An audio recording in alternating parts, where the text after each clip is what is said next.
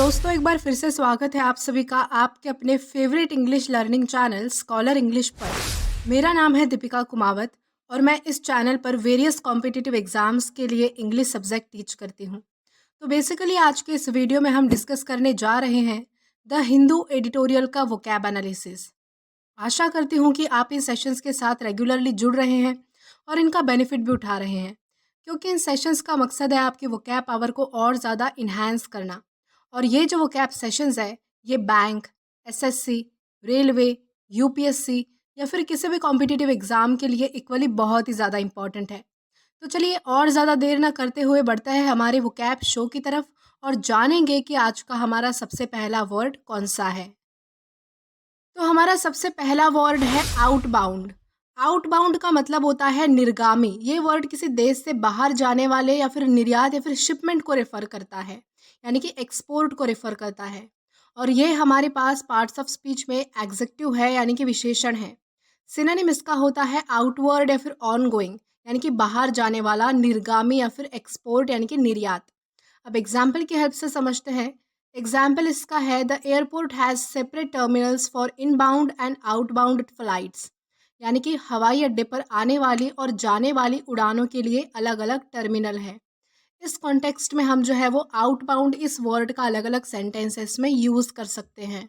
Then इसी के साथ हम आगे जाएंगे हमारे नेक्स्ट वर्ड की ओर और जानेंगे कि हमारा अगला वर्ड कौन सा है। तो इसके बाद हमारा अगला वर्ड है हार्डन। हार्डन का मतलब होता है मजबूत करना। किसी चीज़ को पहले से ज़्यादा और भी मजबूत बनाना, स्ट्रॉन्ग बनाना, उसे कहा जाएगा हार्डन। और ये हमारे पास पार्ट्स ऑफ स्पीच में वर्ब है, यानी कि क्रिया है। सिनोनिम इसका होता है स्ट्रेंथन या फिर सॉलिडिफाई, यानी कि किसी चीज़ को और भी ज़्यादा मजबूत बनाना, उसमें मजबूती लाना। For example, the company harden it's rules, यानी कि कंपनी ने जो है वो अपने नियमों को और भी ज़्यादा स्ट्रिक्ट बना दिया, मजबूत बना दिया, कड़क बना दिया। इस कॉन्टेक्स्ट में हम जो है वो हार्डन इस वर्ड का अलग अलग सेंटेंसेस में यूज़ कर सकते हैं। देन इसी के साथ हम आगे चलेंगे हमारे नेक्स्ट वर्ड की ओर और जानेंगे कि हमारा अगला वर्ड कौन सा है। तो इसके बाद हमारा अगला वर्ड है इम्प्यूटेशन। इम्प्यूटेशन का मतलब होता है आरोप, यानी कि किसी के ऊपर आरोप लगाना, उसको उसके ऊपर जो है वो इल्ज़ाम लगाना, एलिगेशंस लगाना, आरोपित कर देना किसी को, उसे जो है वो इम्प्यूटेशन कहा जाएगा। और ये हमारे पास पार्ट्स ऑफ स्पीच में नाउन है।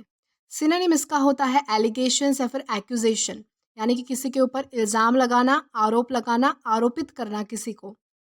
For example, he felt hurt by the imputations made against his character, यानी कि जब उसके कैरेक्टर पे, जब उसके चरित्र पर इल्ज़ाम लगाए गए, आरोप लगाए गए, तो उसे बहुत ज़्यादा दुख हुआ, उसे बहुत ज़्यादा निराशा हुई। इस कॉन्टेक्स्ट में हम जो है वो इम्प्यूटेशन इस वर्ड का अलग अलग सेंटेंसेस में यूज़ कर सकते हैं। देन इसी के साथ हम आगे चलते हैं हमारे नेक्स्ट वर्ड की ओर और जानते हैं कि हमारा अगला वर्ड कौन सा है। तो इसके बाद हमारा अगला वर्ड है इल मोटिवेटेड। इल मोटिवेटेड का मतलब होता है बुरी मंशा, बुरे या फिर बेईमान इरादे रखना, किसी का बुरा सोचना या फिर बुरा करने की सोचना, अपने मन में बहुत ज़्यादा बुराई रखना और कोई काम जो है वो बुरा ही करना, उसे कहा जाएगा इल मोटिवेटेड। और ये हमारे पास पार्ट्स ऑफ स्पीच में एग्जेक्टिव है, यानी कि विशेषण है। सिनोनिम इसका होता है डिसऑनेस्ट मोटिव्स, यानी कि बुरी मंशा या फिर बेईमान इरादे, बुरे इरादे, किसी के प्रति जो है वो बुरे इरादे रखना, बुरी मंशा रखना किसी के लिए और बुरा काम करना, उसे कहा जाएगा डिसऑनेस्ट मोटिव्स, जो कि हमारे इल मोटिवेटेड का सिनोनिम है। अब एग्जाम्पल देखें तो एग्जाम्पल इसका है the ill motivated decision to cut funding was made with wide spread disapproval, यानी कि फंडिंग में कटौती करने के गलत इरादे वाले फैसले को अस्वीकृति मिली, यानी कि उसे स्वीकार नहीं किया गया। इस कॉन्टेक्स्ट में हम जो है वो इल मोटिवेटेड इस वर्ड का अलग अलग सेंटेंसेस में यूज़ कर पाएंगे। देन इसी के साथ आगे चलते हैं हमारे नेक्स्ट वर्ड की ओर और जानते हैं कि हमारा अगला वर्ड कौन सा है। तो इसके बाद हमारा अगला वर्ड है डिम। डिम का मतलब होता है मानना, कोई चीज़ स्वीकार कर लेना या फिर किसी चीज़ को जो है वो मान लेना, उसे कहा जाएगा डिम। और ये हमारे पास पार्ट्स ऑफ स्पीच में वर्ब है, यानी कि क्रिया है। सिनोनिम इसका होता है रिगार्ड या फिर कंसिडर, यानी कि किसी चीज़ को मानना, किसी पर्टिकुलर वे में जो है वो स्वीकार करना, उसे मानना, उसे कहा जाएगा रिगार्ड या फिर कंसिडर, जो कि हमारे डीम का सिनोनिम है। अब एग्जाम्पल देखें तो एग्जाम्पल इसका है he was deem the best candidate for the job after the interview, यानी कि इंटरव्यू होने के बाद जो है वो उसे इस जॉब के लिए जो है वो सबसे बेस्ट कैंडिडेट माना गया। इस कॉन्टेक्स्ट में जो है हम डिम इस वर्ड का अलग अलग सेंटेंसेस में यूज़ कर पाएंगे। देन इसी के साथ आगे चलते हैं हमारे नेक्स्ट वर्ड की ओर और जानते हैं कि हमारा अगला वर्ड कौन सा है। तो इसके बाद हमारा अगला वर्ड है स्टैम्प आउट। स्टैम्प आउट का मतलब होता है समाप्त करना, किसी चीज़ को दरखास्त कर देना, बाहर कर देना, एलिमिनेट कर देना, उसे कहा जाएगा स्टैम्प आउट। और ये एक फ्रेजल वर्ब है। सिनोनिम इसका होता है एलिमिनेट या फिर इराडिकेट, यानी कि समाप्त करना, खत्म करना, बाहर कर देना, निकाल देना।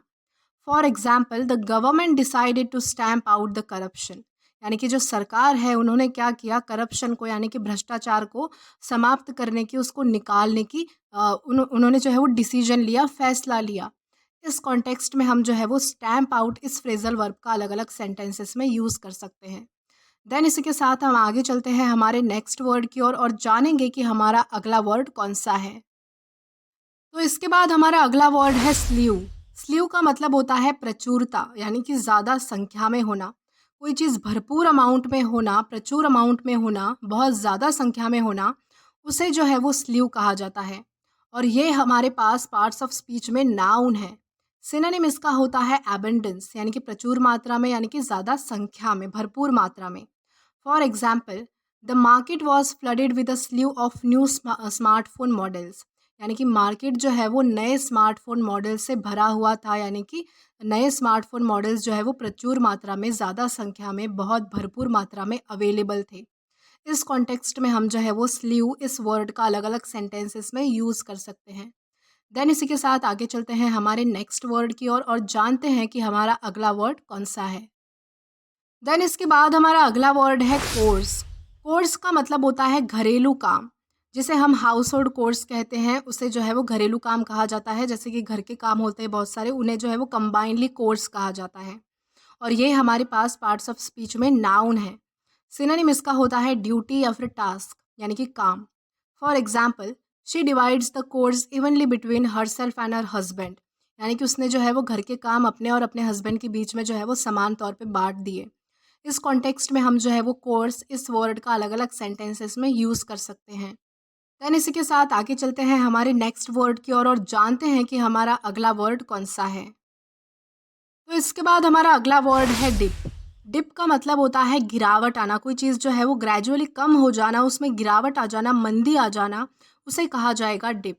और ये हमारे पास पार्ट्स ऑफ स्पीच में वर्ब है, यानी कि क्रिया है। सिनोनिम इसका होता है डिक्रीज या फिर ड्रॉप, यानी कि कम हो जाना, गिरावट आना। For example the stock market dip sharply, यानी कि जो स्टॉक मार्केट है उसमें जो है वो रैपिडली, एकदम तेज़ी से जो है वो गिरावट आ गई। इस कॉन्टेक्स्ट में हम जो है वो डिप इस वर्ड का अलग अलग सेंटेंसेस में यूज़ कर पाएंगे। देन इसी के साथ हम आगे चलेंगे हमारे आज के लास्ट वर्ड की तरफ और जानेंगे कि हमारा वर्ड कौन सा है। तो हमारा वर्ड है feeling the heat.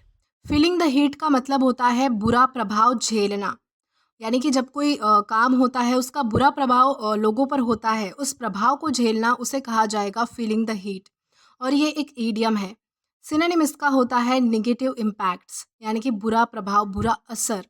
For example many poor families are feeling the heat since the price of vegetables has risen, यानी कि जब से सब्जियों के दाम बढ़े हैं तब से जो गरीब परिवार है उन पर उसका बुरा प्रभाव हुआ है, यानी कि वो उस असर को झेल रहे हैं। इस कॉन्टेक्स्ट में हम जो है वो फीलिंग द हीट इस इडियम का अलग अलग सेंटेंसेस में यूज़ कर पाएंगे। देन इसी के साथ यही हमारा वीडियो जो है वो यहाँ पे ख़त्म होता है। आई होप आपको ये वीडियो ज़रूर पसंद आया हो। और अगर आपको ये वीडियो पसंद आया हो तो do like this video, subscribe the channel and share as much as you can. और अगर आपने इससे पहले वाला वीडियो नहीं देखा है तो आप यहाँ पर क्लिक करके वो पहले वाला वीडियो भी देख सकते हैं। Till then keep learning. Thank you.